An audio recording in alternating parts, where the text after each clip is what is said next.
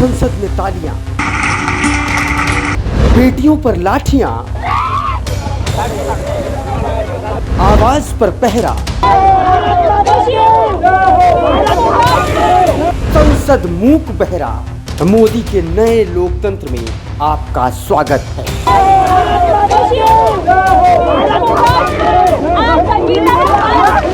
ये तस्वीरें मोदी के नए भारत की हैं। नए हिंदुस्तान की ये तस्वीरें उस अमृतकाल की हैं जहां एक यौन शोषण के आरोपी को गिरफ्तार कराने के लिए देश की बेटियों को सड़कों पर उतरना पड़ा। इंसाफ के लिए बेटियों को लाठियां खानी पड़ रही हैं, पुलिस के धक्के खाने पड़ रहे हैं।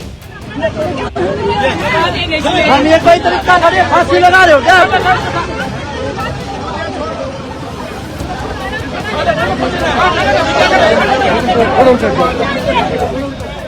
एक तरफ नई संसद का उद्घाटन चल रहा है, देश में लोकतंत्र का गाना गाया जा रहा है, देश के प्रधानमंत्री जिसका उद्घाटन कर रहे हैं, और दूसरी तरफ उसी लोकतंत्र की हत्या हो रही है।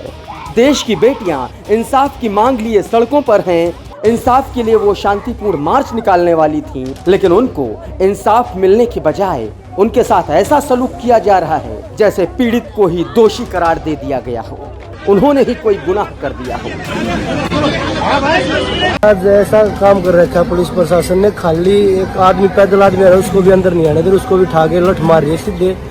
जो आरोपी है वो तो बोल रहा है कि मैं ये कानून भी बदलवा दूंगा, सरकार को भी झुका दूंगा, और जो न्याय मांग रहे हैं जो बेटियां उनके वो साथ देख ले एक बार, ये क्या 15 लाख आदमी इकट्ठे करेंगे, 8 लाख आदमी इकट्ठे को ना क्या पुलिस ने ऐसा कर रखे हैं। समझदार बार है, देश में आज लोकतंत्र का उद्घाटन हो रहा है, लोकतंत्र की आज हत्या हो रही है देश में। तो आप देख सको पूरे देश पे आज सोचने का विषय है आज यो। बेटियों को इंसाफ दिलाने के लिए मैदान में उतरे किसान नेता राकेश टिकैत को भी दिल्ली पुलिस ने बॉर्डर पर रोक दिया।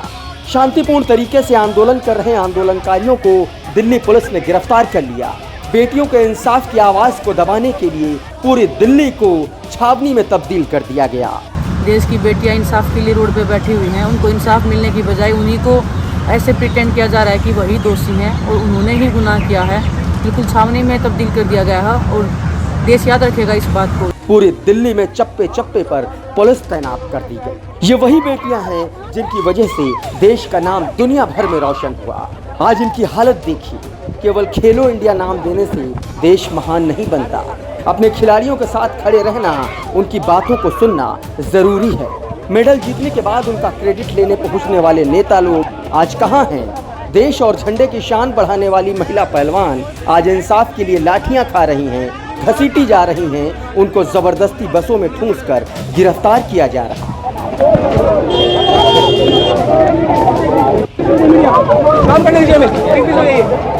लेकिन देश के प्रधानमंत्री इन सब से इतर नए संसद के उद्घाटन में मस्त हैं।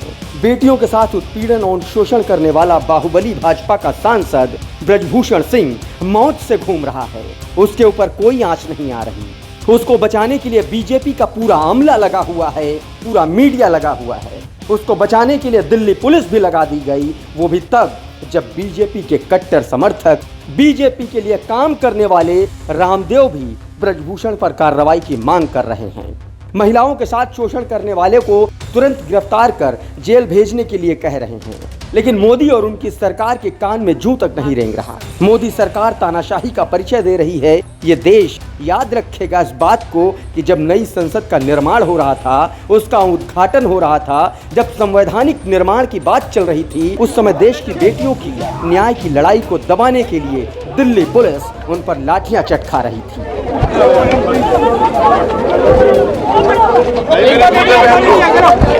उस संविधान की हत्या की गई थी। एक ही समय में दो चीजें एक साथ हो रही थी, वो भी देश की राजधानी दिल्ली में।